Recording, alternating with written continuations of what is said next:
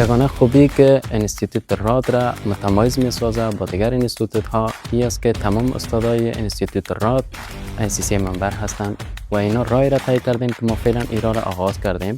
تمام امکاناتی که برای یک محصل ضرورت است در اینجا فراهم است. چرا ICC را شروع کردید؟ نیاز جامعه فعلی افغانستان که در بخش ICC ضرورت دارند، ما ICC را انتخاب کردیم. صفاصف دشوارترین بخش پیپر F1 کدام بخش بود؟ کدام چپتر بود؟ و چگونه رو مدیریت کردید؟ دشوارترین بخش در FA1 بر ما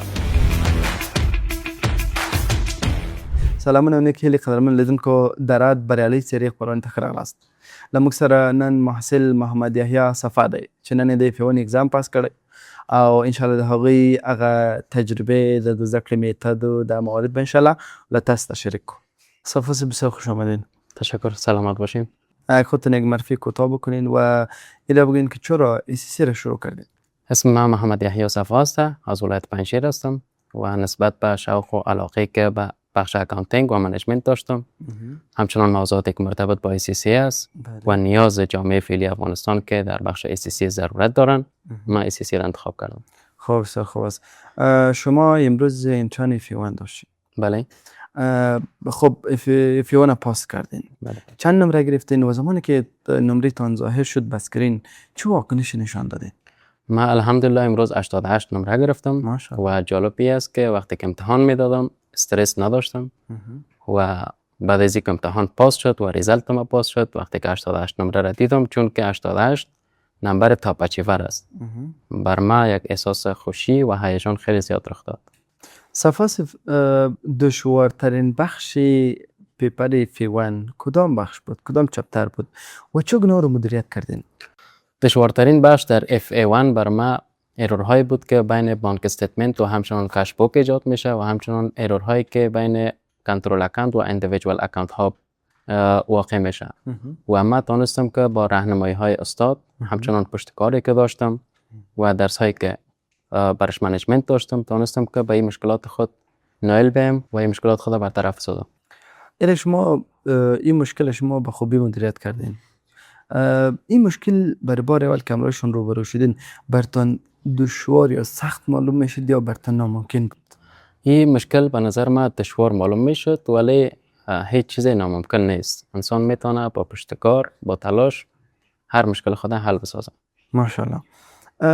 صفاصف عزیز، در بخش لرنینگ تان یا در بخشی که مثلا شما F1 پاس کردین، همکاری اساتید و همکاری یا امکانات انستیتوت چقدر به شما کمک کرد؟ یگانه خوبی که انستیتوت راد را متمایز می‌سازد با دیگر انستیتوت‌ها این است که تمام استادای انستیتوت راد ICC منبر هستند و اینا رای را طی کردیم که ما فعلا ایران را آغاز کردیم و همچنان در انستیتوت راد تمام امکاناتی که برای یک محصل ضرورت است در اینجا فراهم است، از جمله استادی روم و همچنان استادهای ما اگر یک محصل مشکل می داشته باشه فول تایم اکسس دارن، یعنی میتونیم مشکلات خود از طریق استادهای خود حل بسازیم. تانوز طور شده که مثلا استادتان کی بود؟ استاد احمد مسیح شیرزایی. بسیار خوب.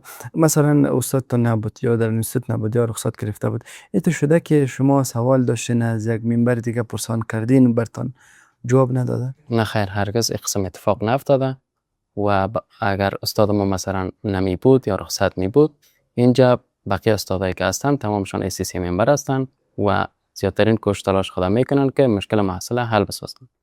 بسیار خوب است. یک سوال اخیر داریم. مثلا اگر شما F1 از سر شروع بکنین، F1 میخواین از سر شروع بکنین، با کدام تفاوت ها با کدام تغییرات میخواین دوباره از سر شروع بکنین؟ اگر من میخواستم که FA1 را از سر شروع بکنم، اولا زودتر شروع میکردم، میخواستم که زودتر آغاز بکنم درسای خودم و دومی که در طول دوره‌ای که ما محصل بودیم و درس میخواندیم در FA1، وقتی که ما درس میخواندیم در خانه تکرار نمیکردم. این یگانه مشکل ما بود. اگر ما F1 دوباره شروع بکنم، نظر بر راهنمودهای استاد ما که استاد ما همیشه راهنمودشان است که وقتی درس درس میخوانین در خانه دوباره تکرار بکنین و همچنان بر ما ریسورس های را پیشنهاد میکنن که از طریق از ما میتونیم درسای خود به خوبی تکرار بکنیم. ما ایران حتما پیش میگرفتم. بسیار خوب است. بازم انشالله مبارک باشه. بارزوی موفقیت بیشتری تان انشالله. با پیپرهای بعدی انشالله از خودم خواهان هستیم نمرات بالاتر ببریم. از استفادهش بالاتر باشه. سلامت باشین. 90 باشه، 95 باشه، حتی 100 باشه. انشالله. چون محصولین ما زیادتر اوقات میگن که ما 100 میبریم. او تارگت خود 100 تعیین میکنن. 80 90 باز براتون بسیار آسان تر میشه. هم خوش هستن. بخیر سلامت باشین. سلامت باشین. زنده باشین. ګران لیدونکو دا و د رات بریالي څیړنې نن خپرونه تر بل خپرونې په رب باندې سپاره.